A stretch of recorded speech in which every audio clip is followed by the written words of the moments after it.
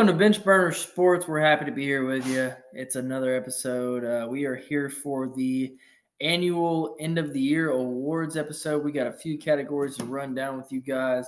We got some fun categories, including Fight of the Year, Fighter of the Year, Sub of the Year, KO of the Year, Newcomer / Rookie of the Year, Comeback of the Year, Beef of the Year, which is a fun new one, Best Pay-Per-View of the Year, and Best Fight Night of the Year. It's going to be a fun little episode. Just myself, Knuckles, and Squared. We're gonna have a good time. It's gonna be fun.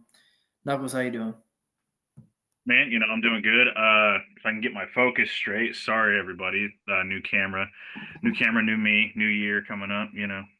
Kawhi. Nah, but no, I'm doing good, man. I'm here. I'm ready. Feels like it's, we're in that holiday season, obviously recording and everything.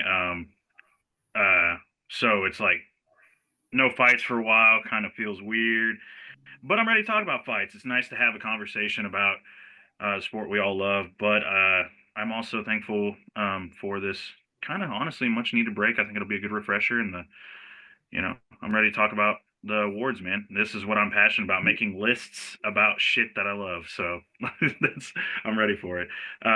Squared, how you doing, man? I'm doing great. I'm looking forward to this. This is my first Bench Burner Awards show. So looking to debut it. In years past, anyone that's followed me on Twitter for a while and knows that I've always done an annual award show. I'm going to do that again probably, and it's probably going to be a lot of these same picks, maybe a couple of different ones. I don't mean to give a personal shout out, but just saying, if you're a fan of the Squared account, expect this year's award show to deliver once again. Oh, yeah, dude. I do look forward to that. Oh, yeah. Also, shout out, since I haven't done it in a while. Right now, I'm finishing up an Angry Orchard, so those are always decent. But because this is the end of the year awards, a little bit of a celebration, right? Decided to get the champagne of beers ago. You can't see it because of lighting, but it's Miller High Life. Gotta, decide to get a little bit of champagne. Hold on. Oh yeah, is that how they do it? Hit one of those. I don't know how they do it. This camera's got me fucked up until I can figure it out. Anyway, yeah, I'm drinking the champagne of beers, a little bit of champagne to celebrate the end of the year awards. So let's get into it, boys. You got shots. I mean, I don't know if that means anything, but Fireball, baby. I got half of an Angry Orchard, and I'll chug the rest of that with you guys. Cheers.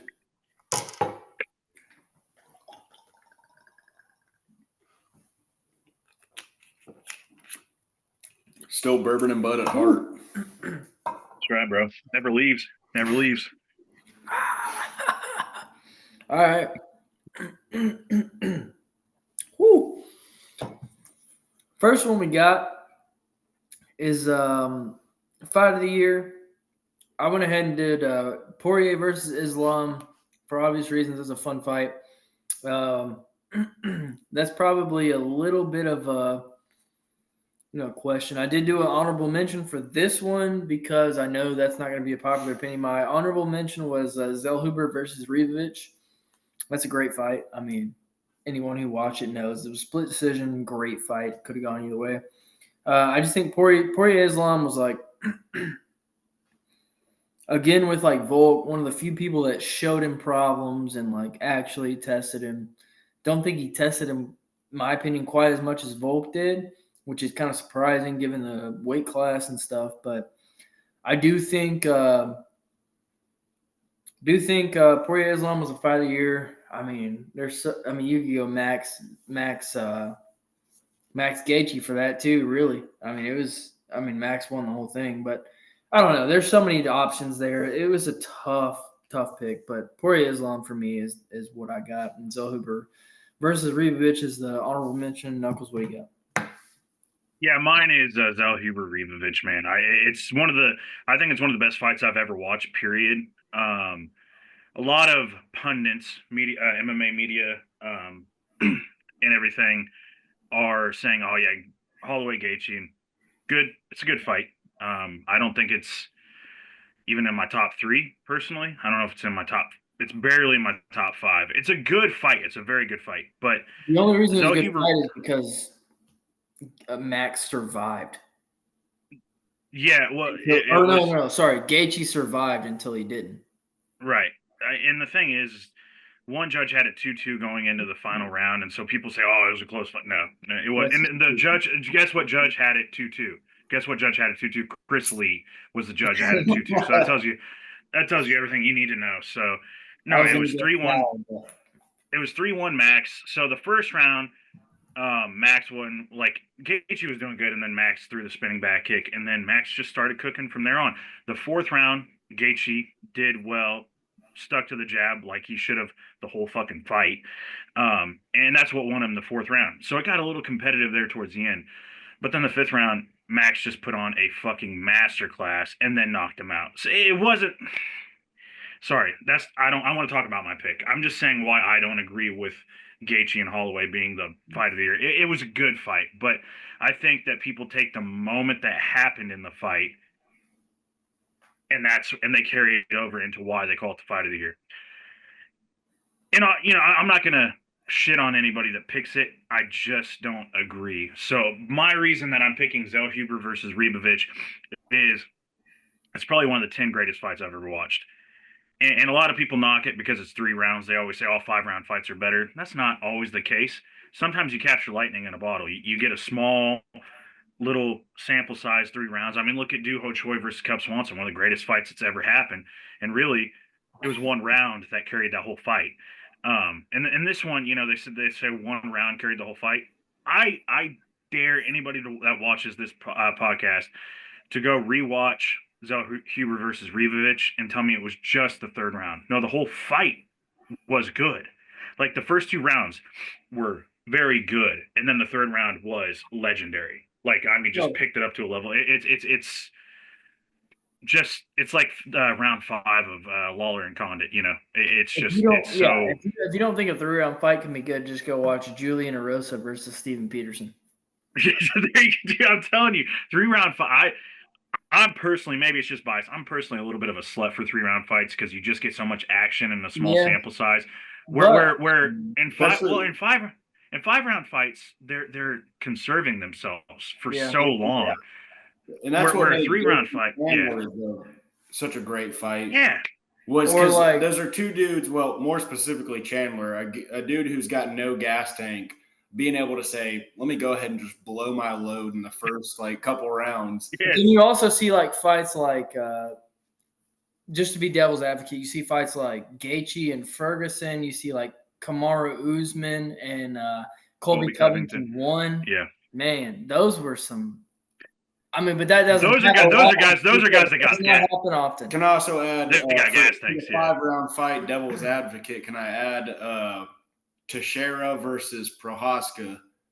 5-round, dude. That fight had it. Those guys were gassed in round 4. I was about to say that was crazy. That's the best. That's the best. Sloppy fight. Hey, are just at the end. Let me tell you. Let me put you on a game. It had a finish in the last 30 seconds or whatever it was. That is perfection, dude. I think that those are the best fights. That's kind of low key why Holloway and Gaethje, getting that finish in the last part of it, and also like Max's point, Poirier and Islam late finish, phenomenal. I love. There's something about fights that go almost the distance but don't quite get there that are just fucking. That's why, again, my favorite fight of all time. I've talked about it a million times. I still to this day, there's nothing that'll beat it. It is Lawler versus McDonald 2. That was a 4th round. But that's what I'm saying. It finishes in the last round where Lawler knocked him out in the first 90 sequence of that's the 5th crazy round. Too, because that wasn't even a knockout. That was just I can't fucking do this anymore. Well, his brain quit. His brain quit on him because people asked him where his people asked him where his nose was in his brain. He was like, "Hey, bro, we can't do this anymore." No, that's people were asking him do you know where you're at? He didn't even know the fucking year. That's how bad that guy got beat down. So anyway, wrapping it back around. We talked about this a couple of years ago. That was, this is obviously old news because of the old fight, but that's one that's a prime example of why some corners should consider throwing in the towel sometimes. Firas Zahabi just said, "Nah, you're good, dog. Go back out." His fucking nose is hanging off his face. Yeah. Nose like Hey, no no, you cartilage see, this is just hanging on his brain. that's Stuck in his the worst brain, part. who cares? The worst part is he's like, oh, GSP would have handled this because GSP was the same coach. GSP would have handled this. Go out there, bro. You're. But anyway, yeah. Wrapping it back around, Zellhuber versus Ribovic, man, that fight was fucking phenomenal. It showed me that those two guys are like, man, I can't wait to see the future of this division because low key, my runner up, like Max had a runner up. My runner up was another lightweight bout. Two guys, fucking dogs, young, gonna be big in this game. Miktabek Orlbai and Matusz Rebecki. Another phenomenal fight. I actually, before when I was going through these fights, I had to rewatch a couple, and I was like, no, that fight was so fucking good. And it was another fight where there was a round of the year potential in it. Like I think it was the third round of that one. Such a good fight. But yeah, I do both gotta those. say, Yeah. my number. I did have a third that I was hmm considering as an honorable mention, but I just couldn't do it over the one I put. hmm Was Poirier and Benoit Saint Denis. Oh, for sure, for sure. That was on. I think that was number 5 on my I mean, list. that I was think. crazy. The comeback from Dustin Poirier after he looked like he was fucking done after round one, just got rocked and put to the side, and then it looked Man, like he was love done. it. Like the Poirier era was over, and then he came back and said, "Fuck that, we're from Louisiana."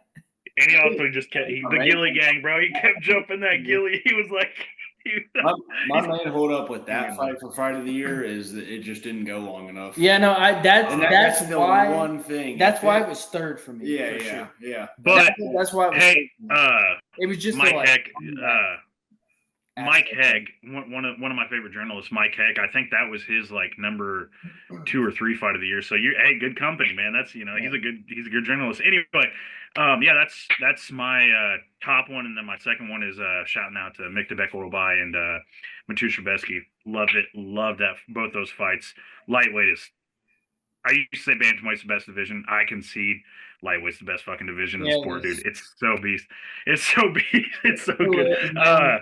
It's gonna be for a long time, I think, because it's just For like real. right there in the prime, like the prime of, like you get Yeah. the welterweight, you got some like Normal size. It's normal size human beings that yeah, can cut down dude, to yeah, 155. yep. Like I can't. I'm 6'3". But I'm not like Jalen Turner the size though. Like athletic, the truly athletic, like prime human beings cut down to 155 and they compete, for and sure. that's probably going to be It's where so we're good. at for the foreseeable future.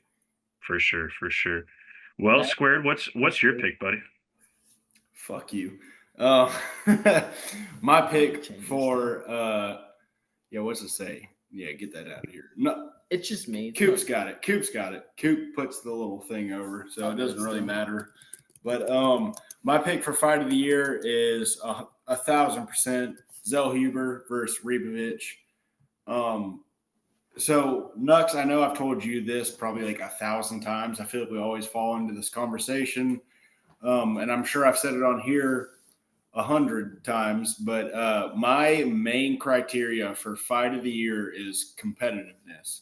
So Zellhuber versus Ribovic had a lot of back and forth. You just like kind of rode that line, you rode the line of just like, oh shit, this guy's might put him out. This guy might put him, So that one definitely took the cake for me. It was 306. So a little bit of the atmosphere rides into it as well, rides into my pick. For sure, bro. The sphere, all that shit, Noche. Definitely rode into it. These two guys just brawling out, just having an absolute back and forth. I think my favorite moment was Ribovic. If I'm remembering it correctly, Ribovic had Zellhuber kind of in the pits and was just like wailing on him. And Zellhuber was trying to like dodge each shot, but he ended up going into each shot. That might have been the third round, if I'm remembering it correctly. I think it was, yeah. I remember watching that in this bonus room up here with Max and with our other roommate, and just like being like, holy shit, dude, And this is just this is otherworldly. That Rivovich was throwing those punches pretty much as a zombie, wasn't he? Oh, dude, yes. Because he got hurt. He got hurt at one point too. He was just throwing those punches as like a zombie, and they were just landing. And they were landing. It was just like you were watching that and just being like, I can't even believe this right now.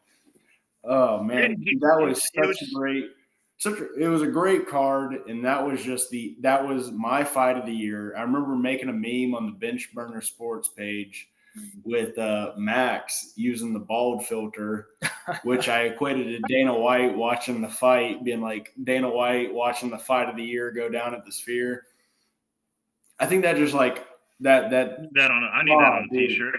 That was such a great fight. I need to go back and watch it like 20 more times because it's just such a good. It's a roller coaster ride, and that's the definition of my fight of the year is just a competitive fight, but also just back and forth. Like, oh shit, you don't know who's about to do what, and that's why fight of the year is like Teixeira versus Yuri and Chandler versus Gaethje, where it's just back and forth and back and forth, and you don't know what's about to happen. Literally edge of the seat kind of entertainment. That's what takes my fight of the year pick. And that took the cake for me. As far as I really don't have a number two for this, like a honorable mention, because there's a lot that kind of live up to that. There's so many good fights this year on the latter half, especially. I'm sure I'm forgetting one right now. I know DDP versus Strickland was a fun one because there was a lot of back and forth. That wasn't this year. That was 297. It was the very first event of the year, the very first pay-per-view of the year. Yeah, 297 and Toronto. It was absolutely. No. Oh yeah, you're right. Sorry. I was thinking of Strickland versus Adesanya. My bad. Oh, that was like a year and a half ago. Yeah, that was the night of Jordan's wedding, and I was thinking of that. Yeah. Oh, my bad. My fault. You're good. I'll take that. You're good. So fights like that are very competitive, very back and forth. They mix in the grappling with the with the striking, and it kind of makes you as a viewer with the Strickland with the Strickland with the Strickland striking, yeah. And it makes you as a viewer anticipate like, oh shit, like how are the judges going to score that takedown, and like how are they going to score the damage? Things like that are absolutely what take the cake for my fight of the year. So that's why like something like Strickland versus DDP might get my number two. There are other fights that were very competitive, and like I said, competitiveness is what gets that's like my main criteria for fight of the year. That's what might get like a fight like Tatsura versus Royval. That's a very competitive fight. Fuck. I know I'm forgetting a fight right now. I'm not going to hold y'all up, but no, there's a ton. There's a lot of good. Very close. My second criteria would be like they mix up the just MMA in general. You know, they grapple and they strike, things like that. They mix the martial arts, bro. They mix those martial arts. Yeah, exactly. When they mix the martial arts, and it's just like, it doesn't even have to be like one of these fighters is a better grappler. It's just like, oh, he's utilizing his grappling in this moment.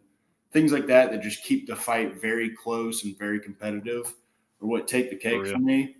So Zellhuber versus Ribovich, super entertaining fight, super back and forth. Watching that up in the bonus room, watching that on the projector. I remember sitting there and just like a month or so earlier. When was DDP versus Adesanya? That was 305. So that was 305. I remember thinking June, July. August, September or August. It was August. Yeah. I remember thinking that might have been somewhere up on the list. Not like top 3 or anything. But that's a good shout. Wow, that's a good shout. That was a good fight. It was a good fight. It was back and forth. They mixed the martial arts. They really did. DDP especially. I'm not going to hold y'all up on this, but there was another fight on that card that I remember thinking, I was like, Hooker Who'd Hooker fight that night? Who'd Hooker fight that Oh, night? Mateusz Gamrot, right? Yeah, That's fucking what I'm fight. thinking of. That's That is a great. yeah. That is a great. That's gonna be my honorable mention right there. There you go. Holy shit. Okay, let me put this into perspective for you guys. When we were talking about, we didn't do a show on it, but we talked about mid-year fight awards if we're going to do one, right? Like, the picks were, I think I had fucking like Siri City and what's his Ramon Tavares is like a pick possibly, and Chris Curtis and Brendan Allen and like Max Holloway and Gaethje obviously, and then Sean Strickland, like, they were all pretty good fights. That was going into like July, right? That was going into International Fight Week, the midpoint. Look at the latter half of the year and how many so many good fights. Look, okay, Noche, Chirez and fucking Van, dude. That fight was a fucking killer fight. That they had round of the year locked up until Ribovic and Zellhuber fought, because I think it was like the second or third round of no, it might have been the first round of Chirez and Van where they like knocked each other down and fucking like spinning back fists and shit, and like Van was just done, and then he like battled, dude. That was such a good fight too. Like, especially that one round. It kind of got a little bit slower as the fight went on. I think they both kind of started gassing, but like so many good fights in the latter half of that of this year. So many good fights. I mean, fuck. Just so many good fights, so many good moments, so many good fights. It's always crazy how the UFC, like, first half of the year they kind of roll along, and then second half of the year they're just like pop, pop, pop, fucking punch you in the face. Like, they definitely like to be gradual with it. They'll wait till we're docile, and then they just hit us with some bangers. The fight of the year. I got Alex. I just gotta go 2 years in a row, Alex. I have to, man. The honorable mention is obviously Ilia Topuria before we even start. But the thing is with Alex, man, he's different. He takes fights on like 4 weeks notice, 5 weeks notice, at fucking whim, at a whim. Like, you wonder who's going to save the card, and the first name that comes to your mind. Like, if a main event pulls out, the first name that comes to your mind is Alex Pereira, and that's for a reason. And I know he's in a light heavyweight division. I get it.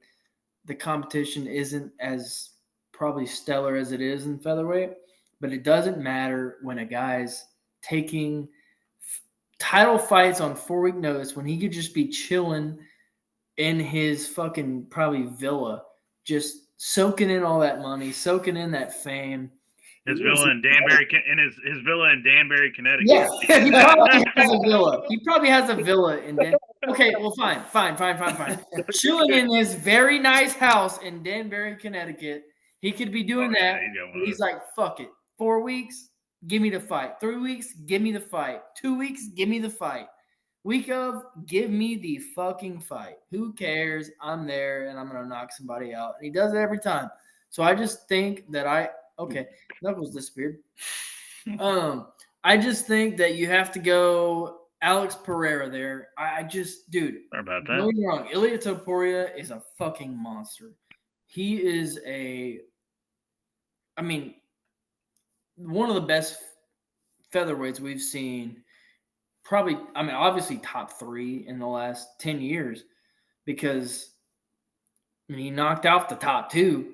So where do you put him at that point? So we'll see what he does. He's a monster. I got to give him as an honorable mention, but I still got Alex just slightly above him. We'll see what happens, man. I don't know. Knuckles, what do you got? Man, this is one of the hardest ones for me. I almost want to just like give a double award here, because I want to put. I don't think there will ever be there's some that are better, actually. BJ Penn comes to mind with Gomi and what's his fuck for back-to-back wins. Anyway, don't want to get cooking on other fighters.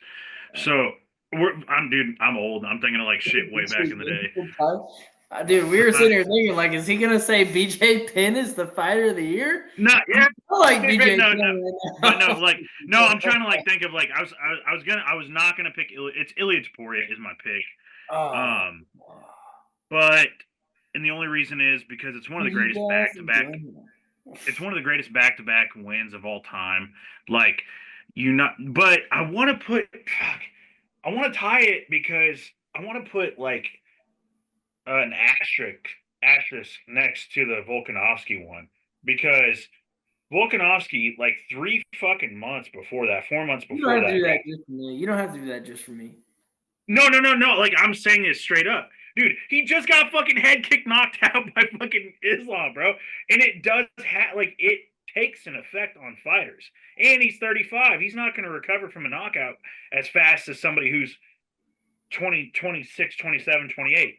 So it's like I'm just having a hard time putting him number one. I am putting him number one because the significance of both victories is insane.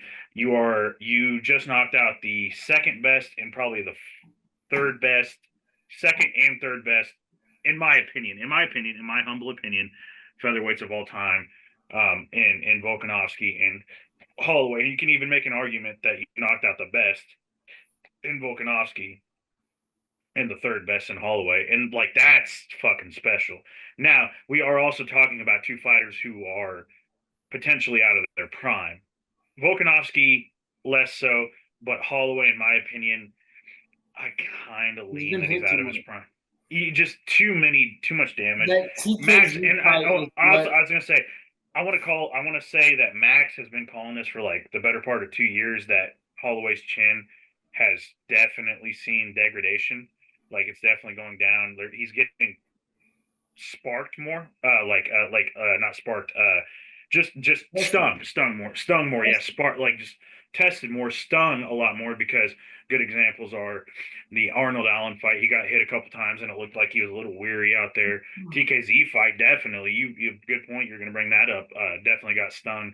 And Max has been the proponent of saying that our Max is saying that the other Max, the Max Holloway, is getting stung. And I agree, man. I think so too. So that's why I want to tie him so bad because what Alex Pereira actually, fuck it. I'm giving it to Alex Pereira because there's just I have too many asterisks next to Ilya's. Now, those are still two like the most impressive back-to-back ones I've ever seen.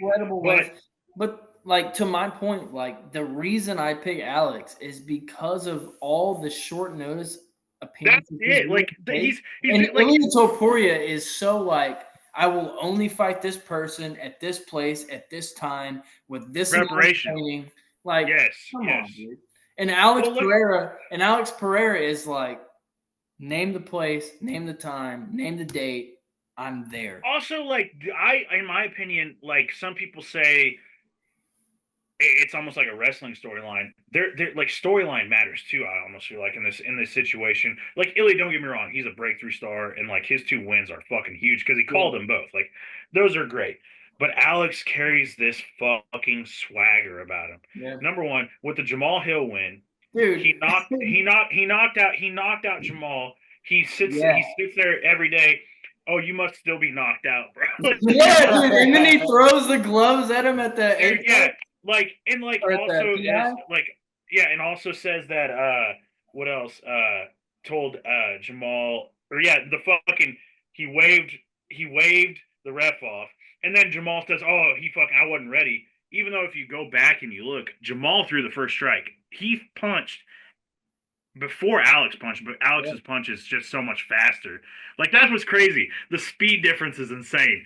His punch was about this far from Alex's it's also face. Like, dude, and Alex connected. Jamal, like, they went up to each other in the PI, and Jamal was talking shit, and Alex was talking shit, and Alex threw him gloves. So let's go right now. And then fucking Jamal Hill was like, no, dude, no. Not for not money. Come on, bro. Fucking pussy. Then why are you talking shit? Because on his fucking podcast.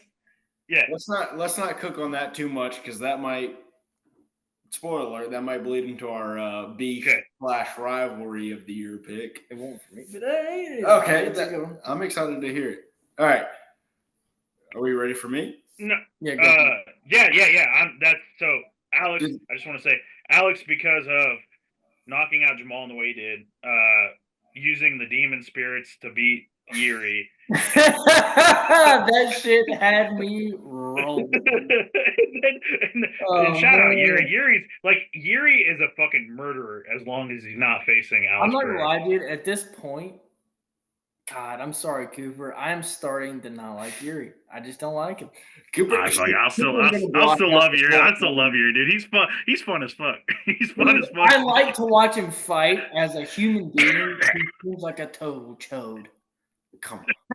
I think he's gonna block out this whole segment. No, he won't. He won't. No, I just think that Yuri's just like me. He's just mentally challenged and stays in his house all day. It's okay. No. Like there's nothing wrong with that. Like one of us. You ever seen that YouTube video? I'm not gonna say the word because I'll probably get this canceled on YouTube. The two blanks fighting. Yeah, you remember the picture I took of you and fucking Yuri was one of those boys. Yuri was one of those boys for sure. I took a picture. Yuri was one of those guys. No. I took a picture of you and fucking Squared fighting in your backyard. Do you remember that? That was the worst picture that was ever taken of me, Knuckles. I'm gonna be honest with you. I still haven't forgiven you for it. I still have not forgiven you for honestly, it. Knuckles, do it again because he takes the worst pictures of me of all fucking time. I take pictures of his hat on. You took a picture of me with my shirt like hanging down to my knees, and I just looked so fucking pathetic. Anyway, I want to good. Let's go. And then the Khalil Roundtree fight.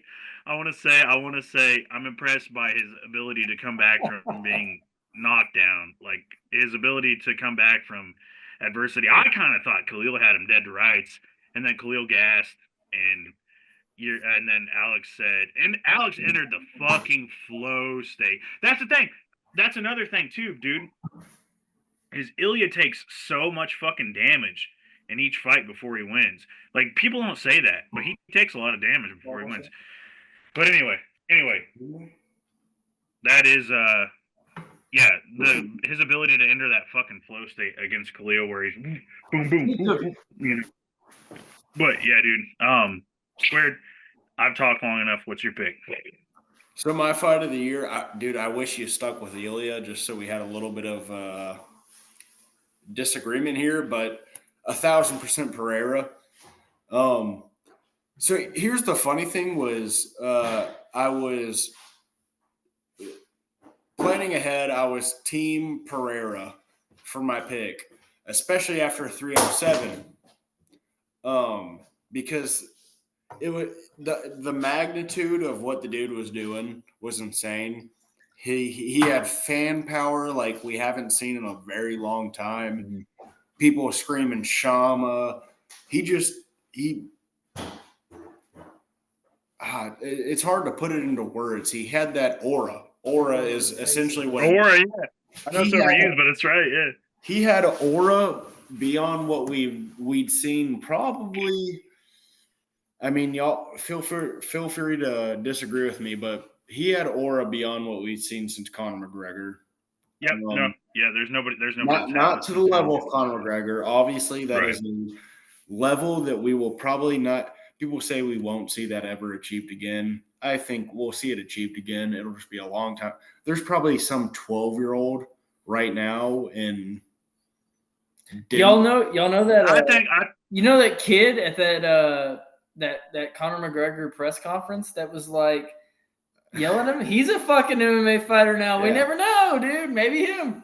I think that. Well, if Ian Gary didn't try to fucking copy everything that Conor did, he could have had that. But people say we won't ever see that Conor McGregor aura again. We're gonna see it again. It's just gonna be some kid that's probably 12 years old and like fucking Denmark, some random ass country, dude. I know I play devil's advocate a lot, but my thing about the devil's advocate here, so Conor came in 2014, right? So that was 2013. 2013 was his debut, and he kind of took the world by storm in 2014, 2015. My only thing And I could be wrong. Maybe we'll have somebody that's just a monster. I mean, Shopgott's a monster, but he's just not the personality. You would You gotta have have the to have personality. the perfect It's candidate. gonna be an English speaker. I mean, well, the thing, yeah, oh, for sure. But you would have to have the perfect candidate because back when Connor came to prevalence, you could still get away with just being a good striker and not a good mixed martial artist and Yeah, it win a bunch was of start. fights. But now, where we are with the sport, you have to be a great mixed martial artist and have a character. So my thing is like 185, 185 and below, you do. But if you're 205 or 265, you just got to have a yeah, fucking. but dude, also like if you're 185 and above, who are you gonna build yourself up against to Conor McGregor's level? Conor McGregor had Eddie Alvarez, Jose Aldo, Khabib, like so many high level names. Who do you have at a Khabib- high level name at like there's- heavyweight and light heavyweight? Like who do you have there? Right. There's Right. There's Right, other right. elements that you're not taking into consideration. Is like I said, it's probably going to be sometime in the future, and there's going to be a whole different political landscape. So it could be like someone like right now, it could be like someone from Ukraine that just kind of has that like whole kind of like Usyk sort of. Yeah. Dude, that's why Usyk. Yeah, that's why Usyk's hitting. We're Yeah, all yeah, getting yeah. into Usyk. But dude, It's going to be something like that in MMA. Who but knows dude, where we're you going would to be? just you would have to be so fucking dominant. Absolutely. But I also not boring though, because Usyk has never been like a boring boxer. 1,000%. And That's that is be a part problem. Like, I mean, I don't want to be anyway, but like Eastern European fighters this far, other than like Sergey Pavlovich and like Alexander Volkov, have been. I mean, you're talking about Dagestan in the MMA scene. You're talking about but my thing, who are very my good thing, fighters, and they're very religious. Respect to them. They're very religious. They don't say much, and they don't say much. Also, they're very boring fighters. So Islam is an exception. People love him. I like Islam a lot. What I'm gonna say this right now. Usyk is super religious. Yeah, but he's he not. hits No, I know because he's not Muslim. but you know what it needs to be. You gotta be. I'm gonna say it. You gotta be funny as fuck. You gotta be funny. He's you gotta be funny. I think, dude. He's unintentionally. I feel right now. I'm very feel. Okay, so what I'm trying to say is yes, yeah. The next time we're so far off, dude. I forgot that I was even making my pick right now. But yeah, we got to log back in. We've only made it through two fucking. We got to log back in. I'm having fun, dude. The next time we see someone really huge come around, it's gonna be more than just like, oh, they like finish people really quickly, or they do this. They're really great boxers. They're really great wrestlers. It's gonna take a lot from the atmosphere of like, all right, what's the political state of the world right now? And that's why I used Ukraine as an example, is because like Usyk's a good example. Oh, if they had somebody. Ukraine right now is kind of in this tumultuous thing going on, and he is like a beacon of light for them. Who knows what it's going to be? Because I'm saying this is going to happen maybe like 10, 20 years down the line. It could be another Irish dude. America could be war with Ireland. Who knows? Who knows? And it could just be like it's going to be a bot. I hope not, dude. I really want to go to Ireland. I love. Dude, it's like family. I would love to go drink a beer. It's going to take a bunch of different circumstances colliding, but it's going to happen. It's going to happen. Someone's going to blow that out of the water. I think, dude, it's just like okay, like Ilya right now. I'm gonna say this. Ilya right now is like borderline, not in America, but in Europe. Ilya is like on the line, but for some reason it's not catching. Like it's not. Okay, so thank you for saying that, because that kind of brings me back to it. So after 308, I was like, after 307 or sorry, fuck, 307 was when Alex fought Khalil. Yeah. Khalil. Yeah. I was like, all right, this guy's got to be fight of the year. We just saw him put up a bunch of short notice performances. Then he comes out, has this kind of difficult performance where he kind of has some struggles, but he comes back and wins the fight. and he wins it in beautiful fashion where he just like couldn't miss. One of those beautiful performances. Flow state, bro. Flow state, yeah. And then fast forward a month later, we're watching 308, and Ilya, who just came off of his victory over Alex Volkanovski, beats Max Holloway. So that makes you kind of wonder. It's like, all right, so we've seen Alex beat up 3 guys who were champions. They were this, they were that, they were great contenders. But then we just see this one guy beat up 2 of the greatest featherweights of all time. So it makes you really kind of like juggle that out. I think 2 of 3's of Alex's defenses this year were short notice. Yeah. No, that's 2 of 3. 3. But I think I know where Square's going. Keep going because I think Well, I've pretty much already said this. Is my pick is Alex because look at it. You cooked perfectly on it. I thought you were going to say it. He knocked out 2 of the best featherweights of all time, and he did it with swagger. He predicted that he was going to knock them both out. But who's the bigger star? Alex. That's okay. There you go. There's my nail in the coffin right there. Is it comes down to magnitude. Yeah. The magnitude. So when Ilya won his last performance against Max, we were all talking about it. Holy shit, someone knocked out Max. You can't do that. Just not even knocked him out, knocked him down, and let alone knocked him out. You can't do that. It's like that Lane Kiffin meme where it's like kind of an unwritten rule not to do that. Like you don't do that. You don't knock him down. You don't knock him out. And he did that. But something about it, and I don't think it's like to any of our faults. We were blown away by that. A lot of people were blown away by that. But flash forward a couple weeks, no one was talking about it. No one, like, I don't want to say no one cared. Everyone cares. I still care. It's like, that's crazy that he did that, and it makes me super excited for his next fight. Do you guys have either one of those knockouts in your top 10? I have the Volk top one. 10, yes. Top 10, yes. I have the Volk one in my top. Now, aesthetically, I have the Volk one in my top 10. Now, I have it in my one of my honorable mentions. Fireball? I didn't have one. I poured one. Oh. Anyway, yeah. But it comes down to the magnitude of him as fighter of the year.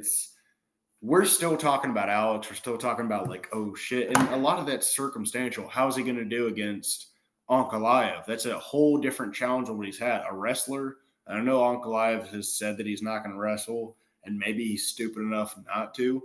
But it's just like, it's a lot more intriguing. You're more on the edge of your seat for Alex's next fight than you are for Ilya's.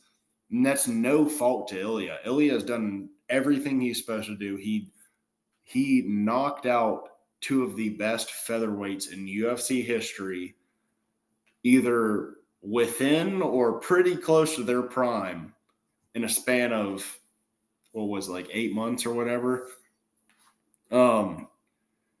So like I said, Alex did that shit in like 6 months though. Like that's what I'm saying. Like Alex, yeah, it really comes down.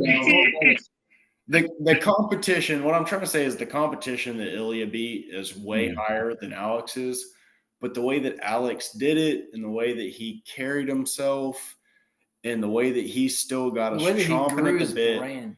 The way that he grew his brand, absolutely. The way he's got us chomping at the bit for him. Because star power matters. That's all I'm going to say.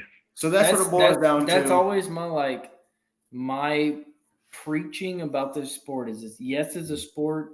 Yes, it's a sport first, but it's also entertainment value. Yeah, it's low key like, dude, it's WWE. Like, there's a reason that TKO was like, Yeah, it's like there's entertainment value that matters because that determines really how much money you make. It's like, dude, I'm telling you right now, it's like clearly determines viewership. Yeah, I'm telling you right now, it's almost matters more than whether you win or not. See Colby Covington. That's what I'm saying. So it's like Michael Chandler, 2-4 in the UFC, if I'm not mistaken. Right. Dog shit record.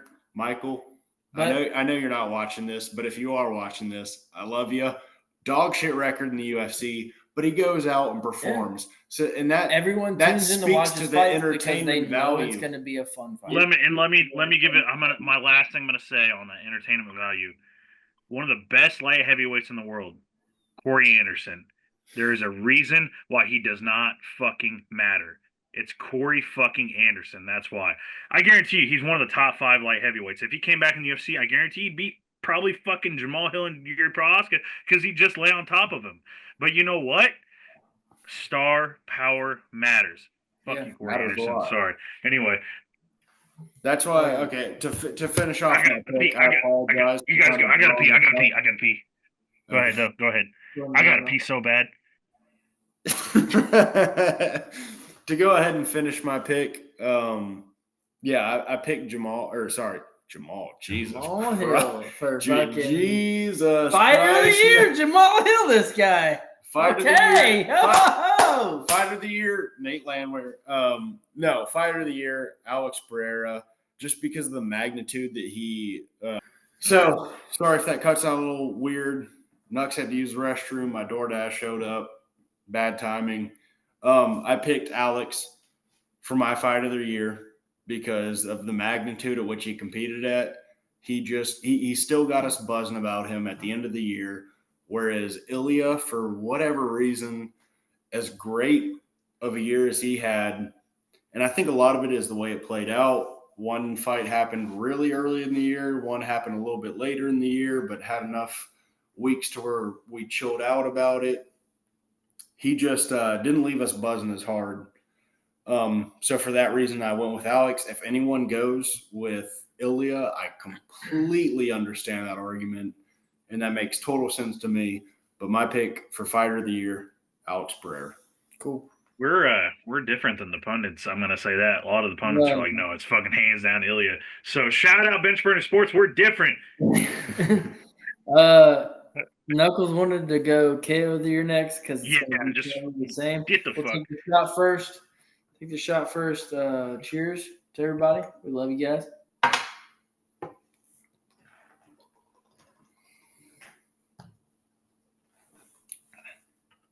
All right. Well, in a shocking change of events,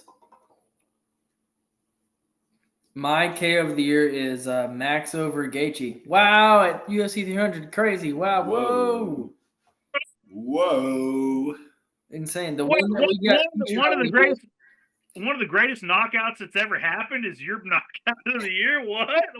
Yeah. Arguably the best knockout ever. Just happens to be mine. Also the greatest. Also one of the greatest moments I ever had with both of you guys. But guys, this fucking knockout. Remember, that's our thing, you know? Oh yeah, we got on UFC's account for our reactions. I'll cook on that in a second, but that is Max Holloway. I did give an honorable mention to Topuria versus Max Holloway because they said it couldn't be done. My honorable mention, I won't cook on it too long. It's just the way that fucking happened is Loke Dog versus Sopai, that flying knee. Gotta be. My second runner-up, Ribovich versus McKinney, that head kick. Oh yeah, McKinney sitting there. But sorry. Anyway, that's my two. Sorry, Terrence. I know you have me blocked on Twitter, but love you. Go ahead, Square. Go ahead. Yeah. So he blocked me on Twitter. He blocked me on Twitter because of that knockout. But go ahead, Square. My pick is your honorable mention. It is. So I completely understand Max versus Max versus Gaethje for knockout of the year. It has to be. I get that. For me, I would more classify it as moment of the year. Just like this moment that you can pinpoint of being like, this is what got everyone going buck wild. That would be my moment of the year. Knockout of the year, I typically tend towards the most like violent knockout, which that It was better a be violent good. knockout. It better be good. It better be good. I'm wearing right now. I'm not trying to be a contrarian. That's what's kind of always what I've learned. No, it better be good. No, I get what he's saying. No, I totally get what you're saying, but it better be good. Well, you already know it. It was your it was one of your honorable mentions. It's Vinicius Oliveira versus Sopaj, or however you pronounce It's Sopai, dude. What Low is it dog with versus you, Sopai. First of all, it was a great fight because Sopai was winning the first half, Yep. fight, and then it made this complete turnaround, and he just hits him with the most violent, maybe not most, but obviously Masvidal. No, that shit was One of the most violent as fuck. violent flying knee knockouts we've ever seen. I think it was the most violent knockout of the year. The way that Sopai just folded down, the way he went limp. Yeah. Knockout of the year for me comes down to like aesthetics almost. Yes, I was getting ready to say that. So It comes down to where's an aesthetics, aesthetic it comes guy? down to the violence of it. Yeah. It comes down to which knockout looked more like a live leak video. That's kind of what it comes down to me, to do it for me. I think usually yes. Usually I would agree with you. Like the Buckley knockout, that was clearly knockout of the year. One of the best knockouts of all time. Chandler versus Gaethje was a you knockout have of the to year consider the moment. You have to I get consider that. the No, moment and your KO of the year. I completely I get just that. don't even understand how you consider anything else. Okay. I got a question. Yeah, dude, that's crazy. 2 seconds left in the fifth or the third. No, I've got a question. Hold I've up. got a question. UFC 300 of all places. I've got a question. I completely get that, and that's why I say for me, it's moment. I get, but you have to consider the moment in KO of the year, I feel like. Because if you're talking about like Aspinall or Masvidal and Askren, Askren, you have to consider the moment. Like you have to consider those things when it comes down to your pick. Like I just think I've got a question. He literally called him to the center of the ring, just threw a shot, and took him out cold. All right, so it comes down to this. I 1,000% get that perspective. I don't even hold that against you. I know, dude. If that's your pick, perfect. I totally get what you're saying.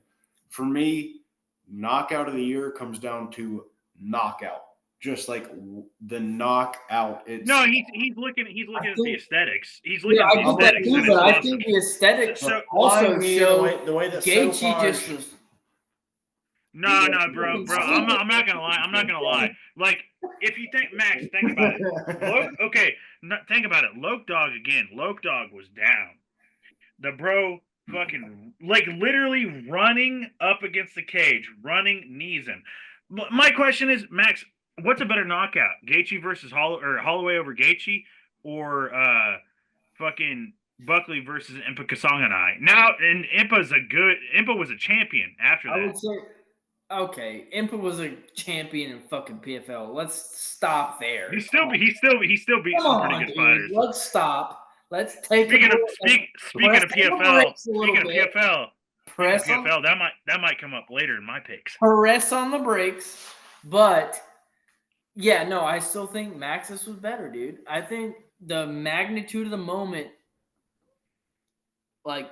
Okay. That into the knockout. So it's like, and also, Max always does that. Get your ass to the center of the cage right now moment. I love that. Gaethje did it, and then as soon as he fucking calls him to the center of the cage, you're talking about aesthetics.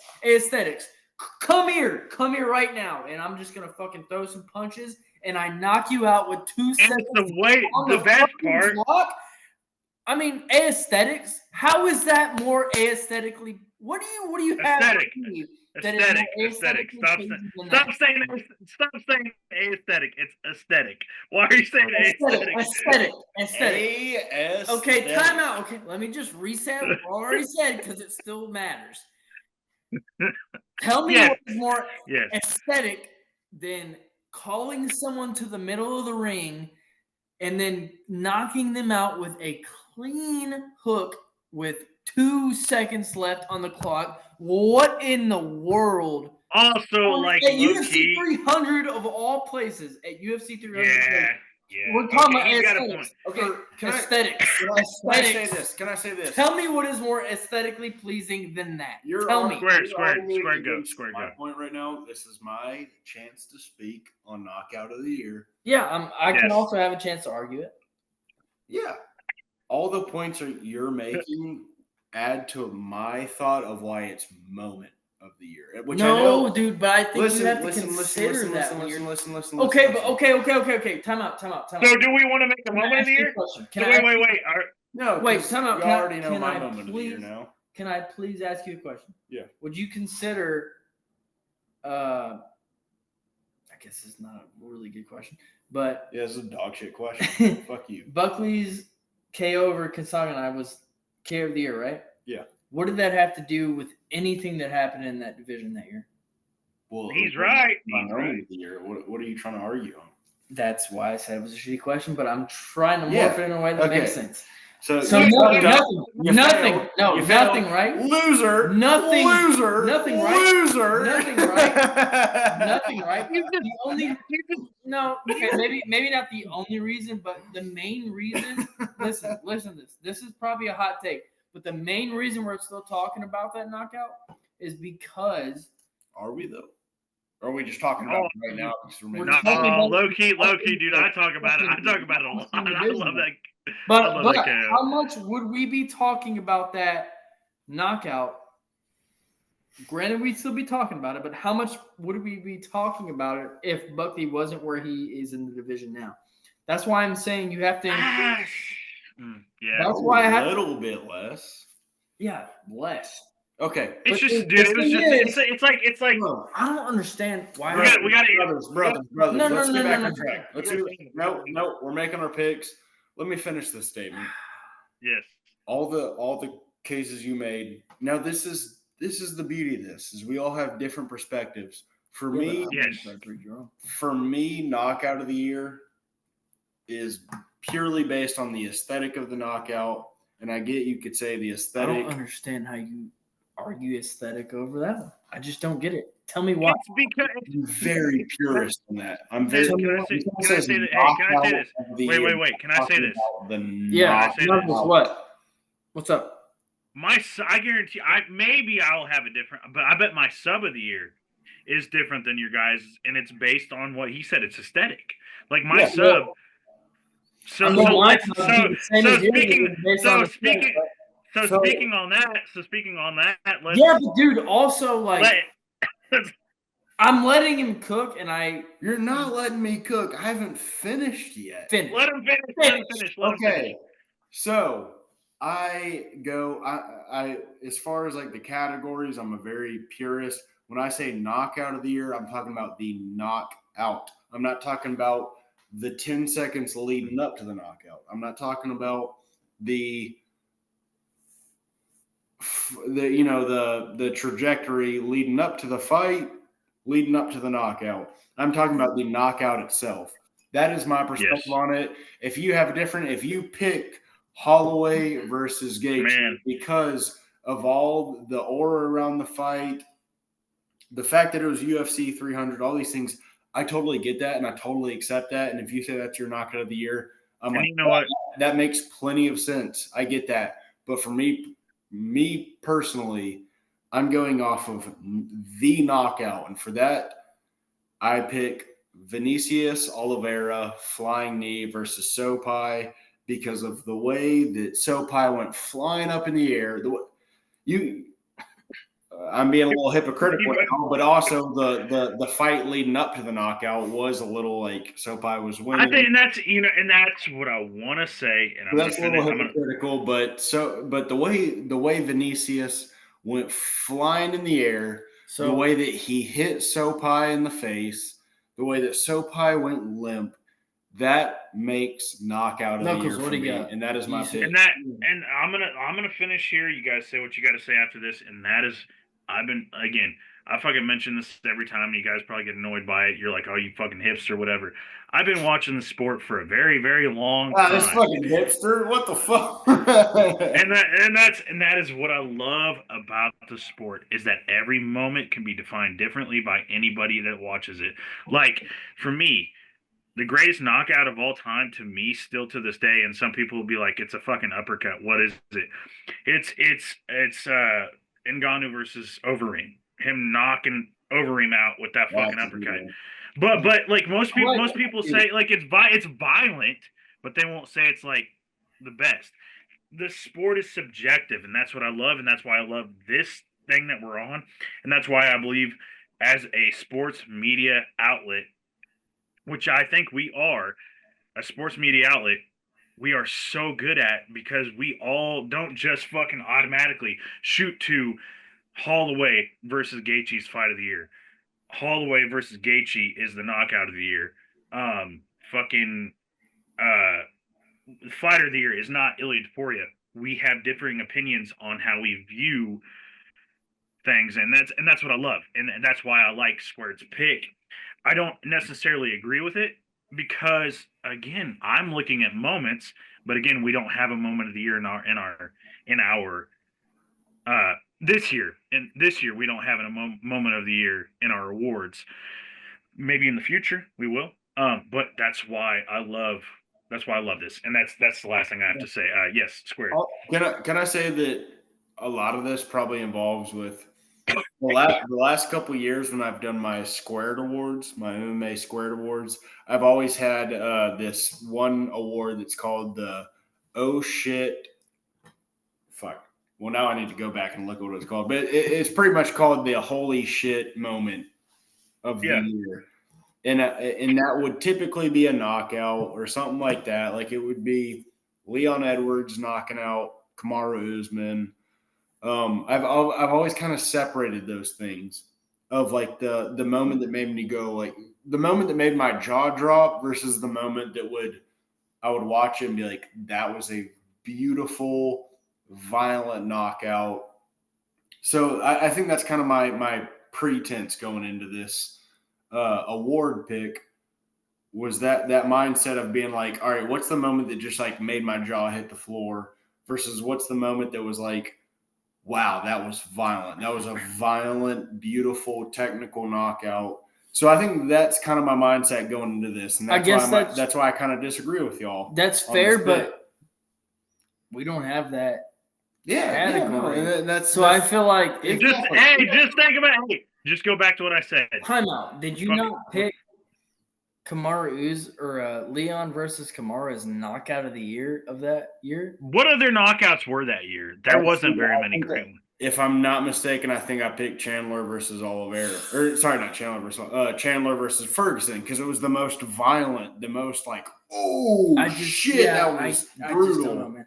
If we're doing these like narrowed awards, I feel like you have to consider moments. All I'm saying we're not doing a moment of the year here. I know. All I'm saying is that's my mindset. We gotta go. We gotta go. I'm gonna say this right now. Before we move on, I just want to say I so disagree with him on stuff. All I'm saying. I want to say this. Hey, next year for Bench Burner Sports, we're gonna have a moment. Which one? Max versus 1,000%. 1,000%. It's probably my number 2. It's my number 2. Okay. Probably. Right. I'll have to think and there's nothing wrong. Hey, it's like what he said. It's like, dude, you remember most MMA pundits picked Gaethje versus Holloway as their fight of the year. I ain't gonna lie. Get that. I've said that this whole time. No, I'm not even gonna lie. Like Gaethje versus Holloway is not even probably like in my top 5. Like it might be at the bottom 5, but it's good. It's good, and it's all subjective. I love MMA for that reason. Yeah, best submission for 2024. I've got Chimaev over Whitaker. I mean, dude, it's not even the like what do you call it? Technicality of it. It's the brutality. It's just the brutality. He fucking tore his jaw to fucking pieces. And that was just literally, god damn it, brutal. That was brutal. I know that's not sitting right with Knuckles. He didn't break his jaw. He broke his teeth. There's a difference. He had fucked up teeth. He pushed his teeth into his jaw. I'm sorry. It doesn't change. It's still fucked up. It's still fucked up. Cheers. Cheers, buddy. Cheersing on my fucking favorite fighter, you fuck.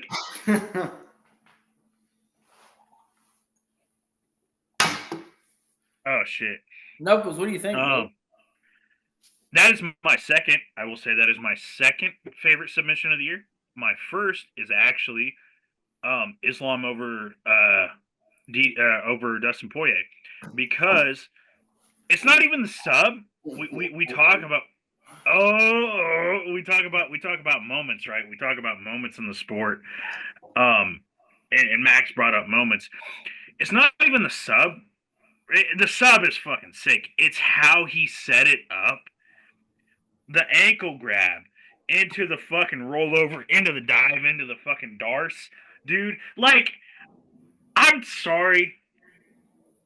Hamzat's just pure power over Robert Whitaker was sick. That shit was sick. Yeah. I ain't even gonna lie. I love Rob, but I'm a slut for great subs. It's like Crow Cop. Crow Cop's my second favorite fighter of all time, but probably one of the greatest knockouts of all time is Gonzaga over Crow Cop. But I'm not going to cook on that. Hamzat over Whitaker was the second best sub in my opinion this year. But Islam, his setup over DDP, or not DDP, DDP, Dustin Poirier, the Diamond. The way he set it up, the fucking ankle grab, it was the setup, like the moment leading into it, and that's why I love MMA. It's subjective.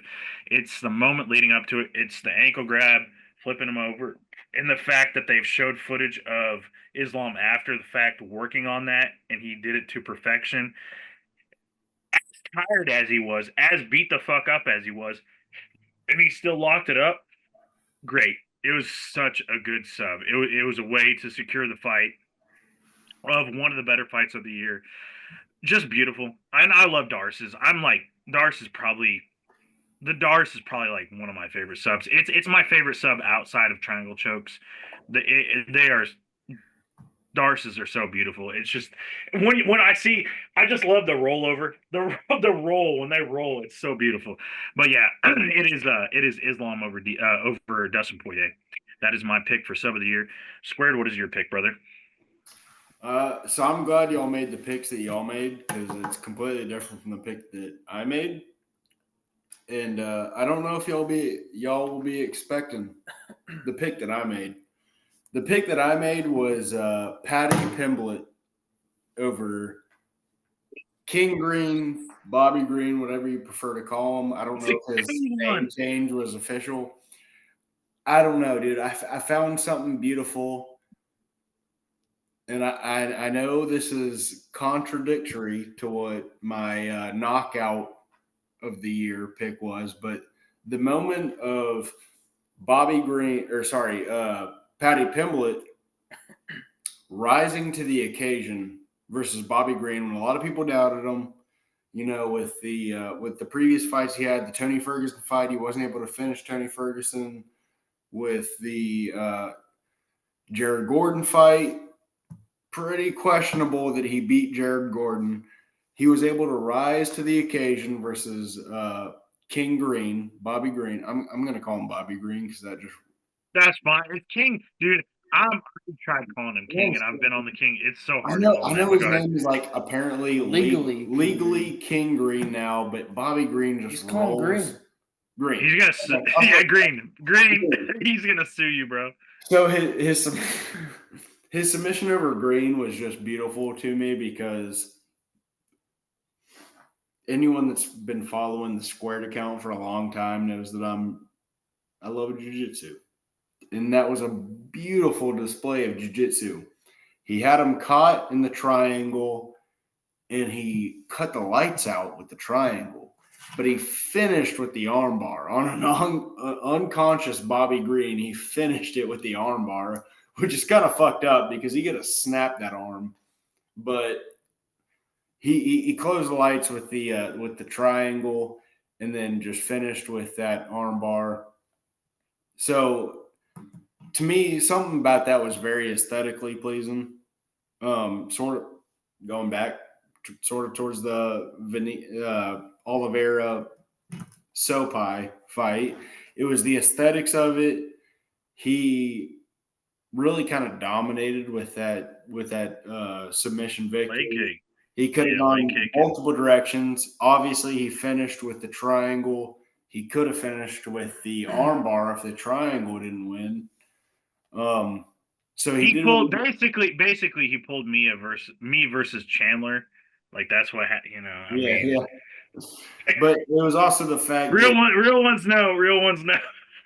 It was also the fact that I've always kind of appreciated Pimblett, but I've also been weary of him with the Jared Gordon fight. I don't think he won that fight, but flash forward, he gets another chance. He gets against Tony Ferguson. Doesn't put on the most impressive performance against Tony Ferguson that people should be putting. Forgot to beat him. Tony Ferguson nowadays. So he does that, and then he goes into this fight with Bobby Green, and you kind of question him going into it, and it was the way he rose to the occasion. Ooh, sorry. Yep. He rose to the occasion, and I really appreciated that submission. As a jiu-jitsu specialist, as myself, which I don't mean to tote up my own fucking credentials as a jiu-jitsu person.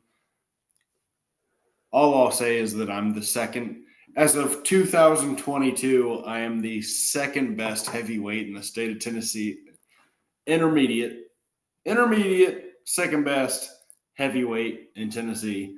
That's how I'll phrase it. But as being that person, as being essentially the Gary Tonin of Tennessee, or maybe even the Nicky Rod of Tennessee, you could say, I did appreciate Nicky Rod. He said Nicky Rod, motherfucker. I will say I appreciate that submission most of all. That's the one that really stood out to me, just the way it played out. He had Green unconscious. He could have, even if he didn't have Green unconscious, he had a whole nother submission there. He had the armbar there, and that's kind of what stopped the fight. So that's the submission that stood out the most to me. If you say Islam versus Poirier, if you say whatever else, I get that. That's just the one that personally to me stood out the most because as a grappler-minded combat sports fan, I'll put it that way. That's the one that just kind of like stuck out to me is that he had it's almost like he had a plan B and a plan C, D, E, all the way to Z. As far as his grappling goes, of how I can end this fight in this position. To this day, it doesn't make sense to me why Bobby Green shot for the takedown, but he did, and Patty was ready for that. So here we are. Patty had that submission win, and it was beautiful to me.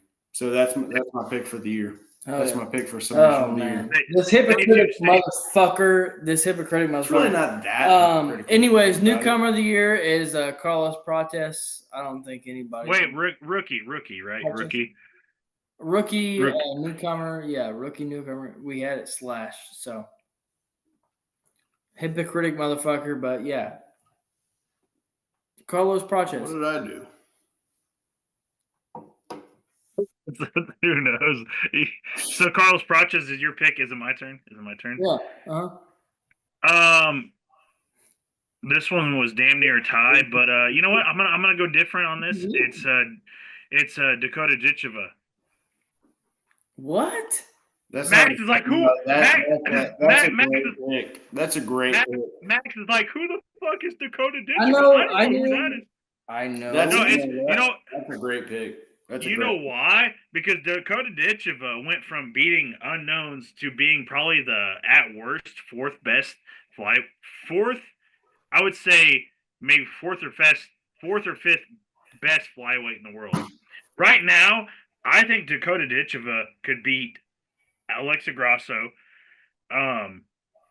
She beat Tyler Santos fucking in a vicious ass fucking manner.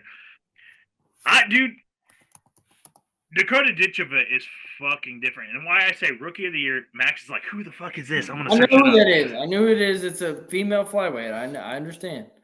She is so good. She's in the PFL. But the reason I pick her for newcomer of the year, and I'm gonna say this. Knuckles saying it because she's hot. Is she hot? I don't know if she's hot or not. Oh, I don't know if She's pretty. Knuckles okay. saying it because she's hot. Let's just say. But no, like real, like low key though. It's because she went from at the beginning of the year, she went from PFL Europe to beating Tyler Santos and Julia Budd. I don't like, a lot of people don't know who Julia Budd is. Julia Budd is also, I think it was Julia Budd. Sorry, fucking, I've been drinking a little bit. Maybe it wasn't Julia Budd. I think it was Julia Budd. I think that was it. He hasn't even fought in the UFC yet, dude. That's the beauty of it. That's the beauty. What are we talking about here? We can't pick a person that hasn't fought in the UFC. Is that a rule? No, we cannot. I didn't, but yes, we can. Sorry, not Julia Budd, Jenna Bishop. I mixed them up. Jenna Bishop. No, Dakota Ditcheva. PFL flyweight. Yeah, is PFL off limits? Okay. Sorry. I mean, dude, come on. No, I'm picking Dakota Ditcheva. She's just fucking. Dude, as far as newcomer comes, you gotta consider. I thought we were just talking about UFC fighters. The reason I picked her as newcomer is because she fought in PFL Europe, which is PFL's version of Dana White's Contender Series. She fought in PFL Europe at the beginning of the year, and now she is like legit the best fucking flyweight. Could be the best flyweight in the world. That's why I picked her. She's impressive. Wait. She has beat her last 4 opponents. She has beat 3 of them in the first round and beat 1 of them in the second round. The one she beat in the second round was Tyler Santos by brutal body knockout. We've seen this over and over again, and they get to the UFC and they suck ass. And when she gets to UFC, and if she sucks ass, Harrison just barely won her last fight, and she would dog walk Juliana. Yep, that's what I'm saying. Dakota Ditcheva, because women are different. Yeah. Dakota Ditcheva, bro. Hey, Max, would you be Max? I'm not gonna lie, I like Juliana Payne. Huh? Would you pick Carlos Praches against JDM? No, not even JDM. Would you pick Carlos Praches against Michael Morales? Those are 2 UFC fighters. Would you pick Carlos Praches over Michael Morales? I don't know. I'd have to. I don't know. That is why I'm saying it. I would pick Dakota over. I would pick Dakota over Rose Namajunas right now. You just can't. Dude, especially Dakota. But what I'm saying is Dakota beat Tyler Santos. Tyler Santos was a UFC flyweight. That's why I'm like, you know what I'm saying. That's why I'm saying that. I think she is my rookie of the year. She's my rookie of the year. I'm gonna bookmark every single second of this episode, every single second of the segment, because I hope you're right. But if you're not, dude, you're gonna get so much shit. You said the same shit about fucking Alexander Romanov. I did. But also, I kind of like preemptively, dude, my Romanov shit was so off. Like, I said it because I was like heavyweight's such a bad division to predict for, especially if they're on like a streak. Whereas like women's flyweight, I'm pretty confident in Dakota. Also Tyler Santos is almost 20 or 32 years old, right? That's still pretty good at flyweight. Like, dude, Shevchenko's 37, right? Like, you know what I'm saying? Shevchenko. How old is Manon? Like 34? But Manon is also like Manon. I get what you're saying. It's just like, dude, it's just not. Dude, Dakota's 20. My thing is, she's 25. I get it. She's 26. I get it. I was just very impressed. But my rookie of the year, Praches. Come on now. I Knuckles, I appreciate your pick for Rookie of the Year. I appreciate that you delved into PFL, and I'm not, dude. I'm not even mad with that pick. That's a good pick. But Prochez, dude, the way that he was able to come in from a nobody to beating the names of Charles Radke, Jing Liang, all these people, and now he's got himself into title contention within a year. Beating O'Malley. Yes, dude, he's got himself into title contention within not even just a year, a calendar year, January to December 2024. It is so hard to pass up on him for this pick. Newcomer of the year or rookie of the year, whatever we're going with. He has really laid himself out as just this ferocious kind of being at 170. The way that he knocked Li Jingliang out, who is just not a good guy to put out. That's not somebody you put out easily. You have to choke that dude out, like Hamzat did when he was in his weight bully days. Dude, the way he did it, he's got something special. I know that there's kind of this weird kind of discussion going on at the 170 title talk where, people are saying like, all right, Shavkat might not be ready. He might be injured. I don't know. I don't know what the whole discussion is. I don't know where Shavkat's at right now going into this fight. He's definitely Shavkat's the most deserving of the 170 title fight.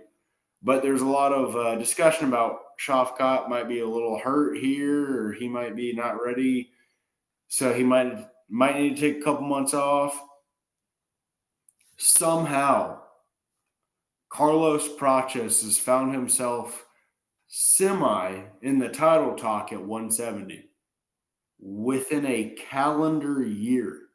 He had his Contender Series debut last year, but his actual UFC debut has come within this calendar year, and he might be climbing the tops of the rankings very shortly. I've heard a lot of talk about him at UFC Australia versus JDM.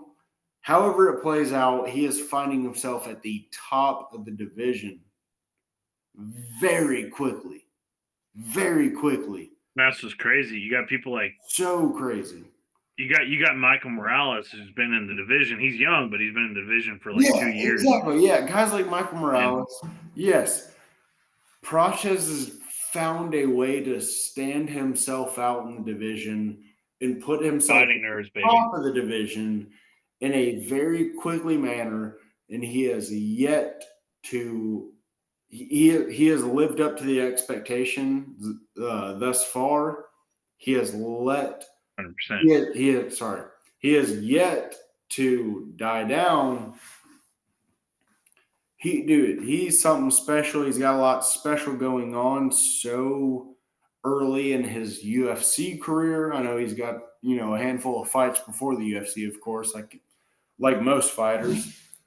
In the LFA and yeah. Exactly. There's just zero doubt for him as my debut, rookie, prospect, all these things, all these categories he could fit perfectly into. He fits into that as my debut of the year, rookie of the year, prospect of the year, all those things. That is Carlos Praches. He has really got something special going on super early in his career. He can quickly find himself at the top of the rankings, quickly into title contention. There's something very special about Praches, and I expect that to keep carrying forward in 2025. Oh yeah. Oh yeah. Yeah. Right. Next category we got is comeback. Is what we kind of have debated over the last few weeks. I think I mean I know I've got Buckley. I think Knuckles got Buckley. You want to cook on it a little bit, Knuckles? No, I'll say this because everybody's interpretation will be different. I'm going to say this and just end it quickly because we got to move on. Is that comeback is determined differently? I think last year I might have said it was like a fight. This year it's the fighter. It's just where their career was at and where their career is now. It's Buckley because he went from being a zero to a hero.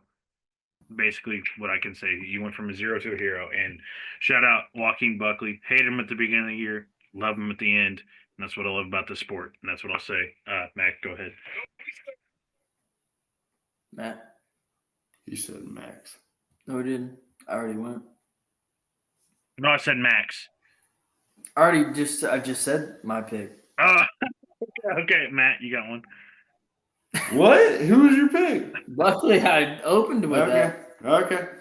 So my pick, I know leading into this, I've been kind of disagreeing with y'all a little bit because my mindset going into the comeback of the year was it's someone who is doing bad the last year, 2023, going into 2024, improving tremendously. To set an example would be like 2021. I'm having a really bad brain fart right now. Zhang Weili. Zhang Weili is the perfect example. 2021 had a bad year. Went 0-2, if I'm not mistaken. Are you talking about a former champion? Not specifically, just like a Yeah, fighter. well, you are talking about a former champion. In this example, yes. Yeah, but that doesn't really work when I'm setting an example. Someone who had 1 year where they went pretty poorly. In the next calendar year, they turn things around. They either find themselves holding the title or in deep title contention. That's why, for me, the perfect example for this has always been Zhang Weili. 2021, she gets knocked out by Rose. 2022, she beats Moonface. Xing Jiling or No. Carlos Parza? No. Well, that was how she got the title back. Unfortunately, that was pretty unfortunate. Joanna. Oh, John J. Yeah. Jean cheddar cheesesteak, as as our boy Chael Sonnen would say.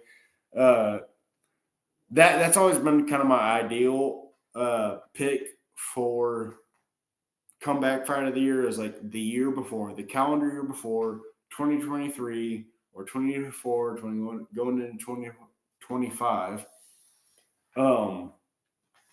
Was able to flip things around. This year, I haven't been able to find anyone like that. I haven't been able to find anybody that, and I'm sure they existed, but just not quite to the scale where they like really, really turned things around and got themselves back into like the title mix. But I wasn't able to find anyone that did really poorly in 2024 and then in 2023 and then 2024 found themselves back in the title mix. And that's kind of what I look for in this award. So for this year, I will go, and I know Max will chew me over for this. I will go with Buckley because we kind of had a little disagreements going into this because we had disagreements. I know you do because I agree with you, but we had disagreements going in like how you define the comeback of the person of the year award, comeback fight of the year award. And I said, it's someone who did poorly last year, but this year they were able to turn around. There was just no one like that this year, unfortunately. And Buckley would be the guy. My main hang up with Buckley was that in 2023 he went undefeated. I think it was 2-0 if I'm not mistaken, but he still went undefeated. So I was like, how could you call him comeback of the year? Or, comeback fight of the year if last year he didn't have any Right. hands that are no longer in the Yeah, exactly. So that's why I go with him. And that's why like my ideal pick would be something like Zhang Wei Li going into 2022 or whatever. Either way, my pick is absolutely is Buckley. Yeah, I got to go with him because the way he was able, even though he hasn't lost since 2022, the way he was able to go from some pretty devastating losses, like the one versus Chris Curtis, which was super memeable, the one with him with his chin in his chest, Down. knocked out, Oh yeah. to what he is now, which is a very legitimate title contender at 170. Yeah, absolutely. Absolutely my fight of the year or comeback fight of the year. Oh, yeah. All right. Well, next up, we got beef of the year. Mine's going to be probably a little different. I think it's fun. I thought it was fun at the time. It's old, but my beef of the year is definitely Ian Gary versus Jeff Neal. That was fun to me. That was fun, man. Ian Gary, Okay. we're in the mugshot photo, and Jeff Neal just getting pressed about it. I know it's not like a popular one, but dude, that shit just like entertained me. Like it was just entertaining to me personally. Knuckles, what do you think? I like that. Man, I like that pick. I like that pick. I didn't even think of it. Shit. Damn, you threw me off with that one. Mine's off the wall too. Let me take a drink of this real quick. I said I would include a PFL pick later on. This is a PFL pick. It is, and again, it's no disrespect. It's just clear. It's just pure media speculation. So no disrespect. And I know I hate Don you. doesn't. I know Don doesn't take any personal grievance from this because he's open to criticism. Yeah, he's a super open guy to criticism, clearly within the past month. Well, he'll listen to people, but Yeah, he just he's doesn't. super open to stuff. Clearly. But what I'm gonna say is it's PFL versus Bellator fighters. He handled the Bellator fighters not getting fights. No, that's it's Don Really Davis. well. My pick is Don Davis versus the Bellator fighters. That's my beef. Don Davis. Okay. That's the beef, and it's. I'm not gonna say anything. I'm not gonna like sit here and shit on anybody. It's just because there's an obvious gap between what he said versus what they're getting. He promised them 2 fights a year. They're not getting it. He promised them all this and all that. He promised them championship fights, obviously, like Patchy Mix, Patricio Pitbull, and now Corey Anderson has even voiced backlash against it. And it really didn't start until like November, October. So it's a late beef, but like I'm into it. Like I'm really invested in it. And again, I think it's good for the sport because I think that the more that PFL sees this, the more that they can maybe develop into a better product. The more, and that's what I want for the sport. I want better product. Um, I want competition with UFC. So maybe Don will see this and it will be like, oh shit, we got to do something with Bellator. Obviously, like they're doing a championship series next year, but they took the Bellator name completely off of it, which is funky. But they're not including all their champions, such as Pitbull, such as Patchy Mix. And I just want to see. My whole reason for this beef being my biggest beef of the year, my rivalry pick is I really want to see the PFL grow from this beef and do better. Namely Don Davis. I want to see Don Davis realize like shit. this isn't just business. I'm dealing with people. I'm dealing with fighters because Don Davis is a businessman. He's not a fucking promoter like Dana White. I don't care what he says. Respect you, Don Davis, if you watch this, because I know he watches a lot of low level shit. Fun fact, if anybody didn't know, he does watch a lot of low level podcasts. But shout out Don Davis. I respect you, Don, but give the mantle over. Give it to Ray Sefo. Give Ray Sefo the mantle. You continue to do the business aspect, and just I think you guys can do it because I have faith you guys can do it. But give your Bellator fighters fights. That's all I'm asking for, and I think that's my beef of the year is Don Davis versus Bellator. Squared, what's your pick? Sorry, go ahead. Well, I want to start off by saying I really appreciate your pick because I kind of went with a pretty simplistic pick. My pick for the year, for beef of the year, was Jamal versus Alex. Cool. Really, because there was just not any like crazy there was no Conor Khabib or anything like that this year. They really like delved deep into the spectrum of MMA, but that just kind of went the deepest, just because they had that moment in the sorry, our roommate's walking in. They kind of had that moment diving in, where it was the whole like let's fight, no glove, let's get paid, all that bullshit. So there was that. So that's kind of like the one that stuck out to the most to me, and maybe that was recency bias that made it do that. I'd even say, yeah, it probably was recency bias. There's probably one rivalry that I'm forgetting about. Honestly, now that I'm thinking about it, Cop versus Kai Car of France might be rivalry. I'm going to go with that, actually. Even though that fight hasn't happened, I'm going to say Cop versus Kai Car of France is rivalry of the year because they're kind of really building up into something special, even though that fight might not happen within. Yeah, exactly. So that fight might not happen within the next few months. It might not even happen in 2025. The way that one was built up, yeah, fuck it. I'm gonna go with that. Can I give the one? Can I give the one that I think that Coop because Coop suggested this pick, and again he didn't give us a pick. But can I say the one that I think Coop was thinking of is Aspinall versus Jones? I think that's probably the one he was thinking of. Yeah. No, that's super fair because the tension around that fight is super high. And now, dude, now that I'm thinking of it, now that I'm really thinking about like the way fights were built up, the drama behind them, you could even argue Sean versus DDP was the rivalry of the year because he brought the father. Oh, flat punching him. Yeah, I'm gonna make your father look like whatever he said, like a cakewalk or whatever. I can't remember. There's been a lot of good rivalries built up. Fuck. Went out. Now I don't even know if I have an answer for this, but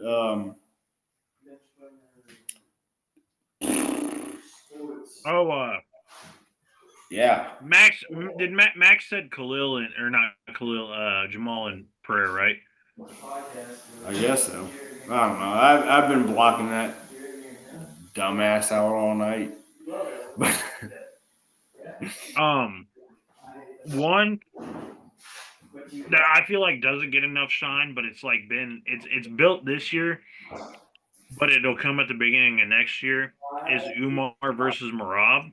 Like kind of like that's a good one because Marab has kind of been doing what Marab does, but yeah. No, like let's be honest with ourselves. The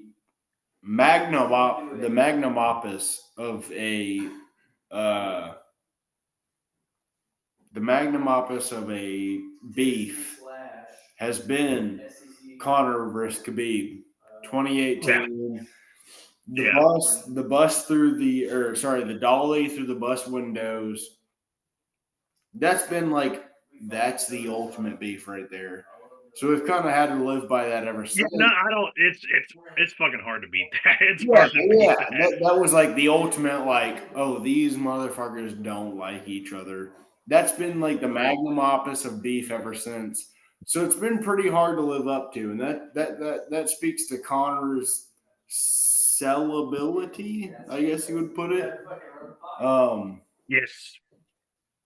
That just speaks to Connor as a promoter.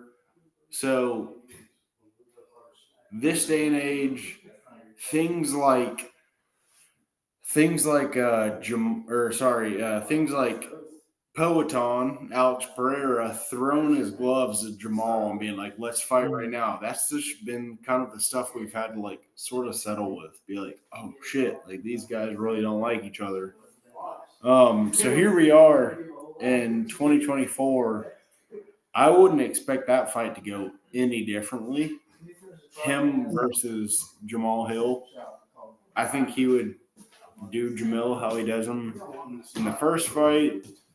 Not exactly, obviously, but Yeah, I mean, like that's you, kind you of my could. beef.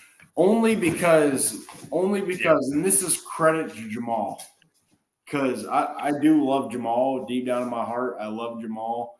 He hasn't exactly been following the career path that I wish he would, but I do love Jamal. He's kind of a weirdo, bro. Yeah, he just doesn't handle things correctly. But at the end of the day, I do love Jamal. He's like me. I do love Jamal, and I think that they've built up the best rivalry in a purist sense, as far as these two guys don't like each other, and they're gonna fight at some point. I think Jamal and Alex have done that the best so far of any fighter combined against each other this year. I mean, even more so than obviously Alex Pereira's next opponent seemingly is going to be. That's a good rivalry too. Yeah, that's a good Yeah, rivalry too. it's seemingly going to be more than likely. It's seemingly going to be Ankalaev Ankalaev. should be. I Should be. would said it's not. Yeah, whatever that means. I don't know. But I call that a language barrier. I think like he meant that Magomed's not going to be the one to beat him. That's how I interpreted it. But that's very fair. But Hill has done a better job than Ankalaev. And Ankalaev, like I said, is probably next. Hill has done a better job of being like, me versus him. Me versus him.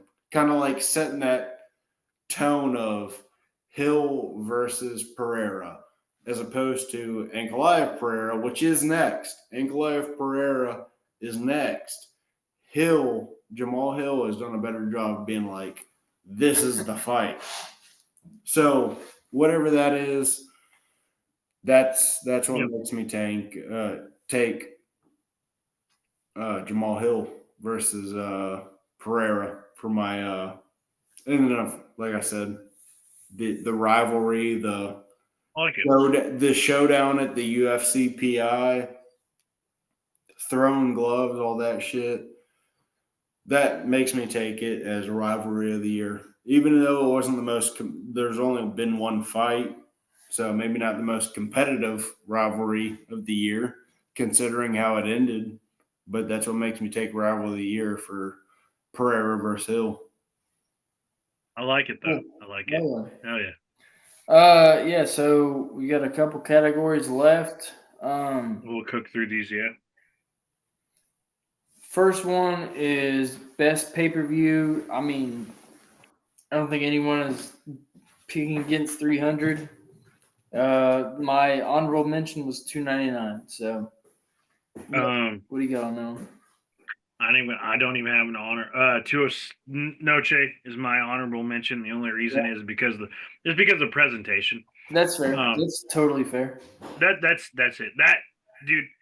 I really hope. The only thing I'll say, because I know we got to cook on. Everybody that's watching this or listening to this, they know we're cooked, so we got to cook on. But yeah, 306 is my honorable mention. Good pay per view, not a good pay per view, a pretty okay pay per view, but it was just a really fun card. because of the presentation. And also had fight of the year in my opinion. So, but yeah, I'm sure our boy Squared would pick 300. But hey, everybody, it is the last pick of the card. It is the fight night of the year. Really, there's been a shit ton of fight nights that have been pretty solid. I guess I'll go with mine. I don't, dude. I didn't know what to pick. There's a lot of good ones. I almost picked the Whitaker and Alaskarov one, but really, the fight night wasn't great outside of the main event. Like it was okay outside of the main event, but I think my pick is UFC Fight Night Louisville. The Cannoneer versus I believe it was shit. I forgot. Was it Imavov? Imavov, yeah. That I think that's the one because there's a lot of solid finishes on that fight. Hold on a second. I will tell you guys because it was tied originally going into this. It was originally tied with St. Louis because St. Louis had a lot of good finishes, but but I think my pick is Cannoneer versus Imavov. Hey. I will tell you guys why. So Imavov won. Dominic Reyes came back, beat Justin Jacoby by KO. Raul Rosas subbed Ricky Turcios after Ricky shouted "fuck you" at the beginning of the fight for no reason. Bruno Ferreira, mine and Max's strong middleweight king, beat the fuck out of Dustin Stoltzfus, broke his face if you guys remember right. Julian Marquez Zachary Reese knocked out Julian Marquez by punch in 20 seconds. Puna beat Baeza. Ludovic Klein beat the fuck out of Thiago Moises. Carlos Praches got that knee KO to the body against Charles Radke. Brad Katona beat Jesse Butler by decision, which was weird because Jesse Butler is not very good, but for some reason, Brad Katona said, let's go to decision. The only notable win on that card outside of that was maybe Taylor Lapilus versus Cody Stamen, but still not super notable. But yeah, it was a good fight card. Had some good finishes, some notable moments. So yeah, UFC Louisville is my fight night of the year. That is it was kind of like a hardcore's delight. Max, what about you, brother? Mine for the year, man, it's a tough decision. There were some shitty fight nights. There were some good ones. My favorite one was Moicano versus Saint Denis in France. That crowd was crazy. Yeah. That was a good one. Yeah, Renato Moicano beat Saint Denis by, I think it was Dr. Stoppage or... Unfortunately, yes. Yeah. Nasruddin Imavov beat Brendan Allen. William Gomes beat Joanderson Brito. Brian Battle knocked out Kevin Youssette. Morgan Charrier knocked out Gabriel Miranda. There was Fares Yam knocked out Matt Favola. Ooh, that's a low-key banger on knockout of the year. That one right there. That one was just nasty. Ian Kudalaba had a very boring win against Ivan Urslan. Omar C beat Young Dawoon. Ludovic Klein beat Roosevelt Roberts. Taylor Lapilus beat Vince Morales. Aylin Perez had one of her twerk finishes, the subs, against... Fun fact, she doesn't twerk. She just fucking shifts her legs because she doesn't know how to actually twerk. It's not a fucking twerk. What are you complaining about, brother? Yeah, ass shaking is ass shaking. Yeah, she gets to win and then shake her ass on camera, so I'm not going to... She ain't been shaking her ass. She's shaking her legs. She doesn't like she... No, okay, go ahead. I don't know about that. But anyways, that's my fight night of the year. I love that one. I hate France. Fuck the French. They got a good fan base, though. Fuck the French, but also, that was a fun card. Matt, what do you think was the funnest fight night? So, I was pretty. My issue is trying to deflect my recency bias because UFC Tampa was a great way to end the year. No, like it was my third best. It was It up was a great way to end the year. That kind of took the cake for me just because the amount of finishes, the magnitude of the main event. It didn't end how any of us were hoping it would end. We were kind of hoping for a definitive finish or whatever Nah, way it dude. might have gone. It's Colby Covington. He's gonna win. Oh, it Yeah. doesn't matter. It's gonna finish in his favor. That's kind of the issue there. So, but Tampa just, dude, that had so many good finishes. And like I said, it might be just recency bias kind of taking the cake for me.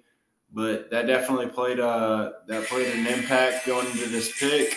Can you turn the fucking volume down? We don't want to get canceled. Fucker. Fuck Max. Can I just? That's my pick for the year. Good pick. But Tampa is a good one. Louisville was definitely my runner-up. I just I recall that having a lot of pretty good. If I'm not mistaken, that's the one where I'm probably mistaken, so I'm not going to finish that sentence. But I do know that our boy, what's his name, Reese, middleweight. Yeah, Reese. Fucking. Hang on. I got it. He knocked the fuck out of.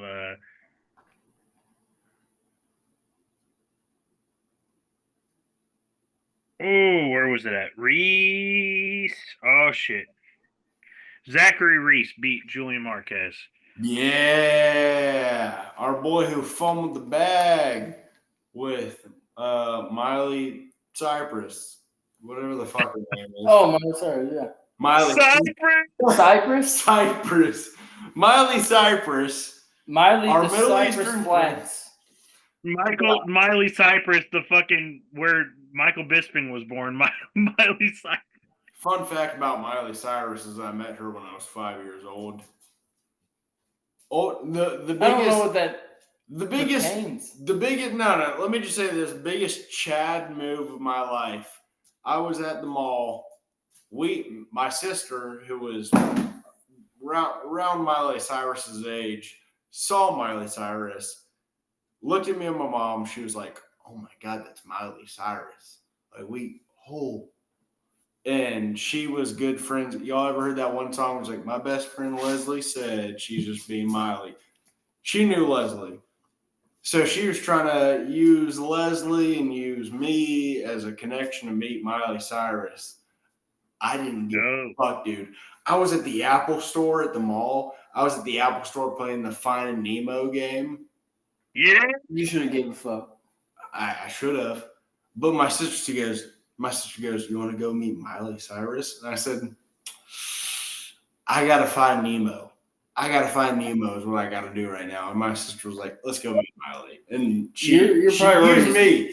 She went up to Leslie. She went up to Leslie and said, "Hey, Leslie. Hey, what's up? My little brother Matt squared. My little brother squared wants to meet Miley and use me as a pawn to meet Miley."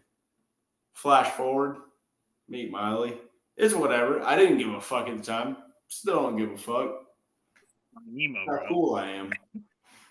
Meet Miley.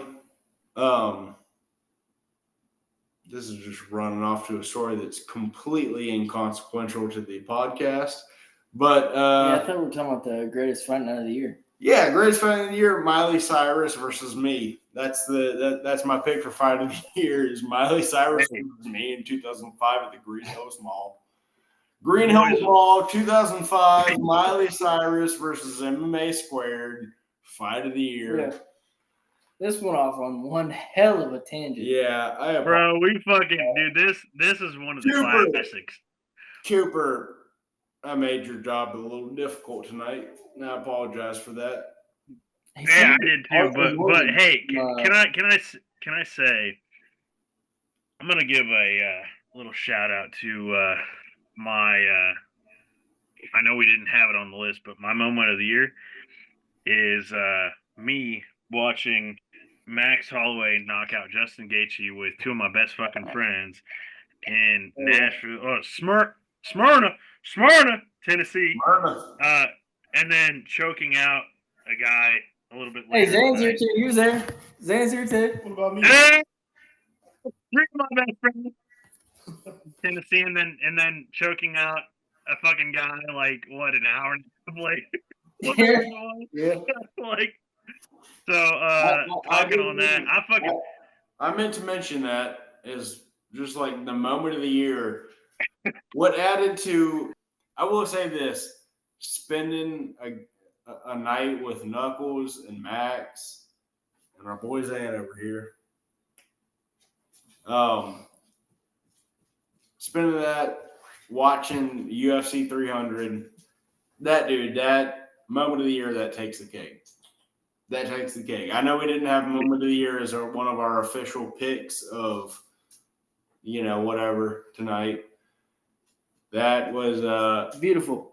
That speaks to the bourbon and blood Legacy, living in, because that's what we were at the time, living into bench burner sports. That was a beautiful moment. That was a beautiful moment, and there's more to come. Knuckles, you said that you're planning on coming here sooner or later in the first quarter of the year. You're coming, and I'm going to hold that to you. And as always, give us a follow on Spotify, Apple Podcasts, wherever you get your podcasts. We're there. Give us a subscribe on YouTube. We love you guys. Twitter, we're always there. We have been making our presence on TikTok, Instagram, all the places you can find us. We love you guys. Absolutely. Much love.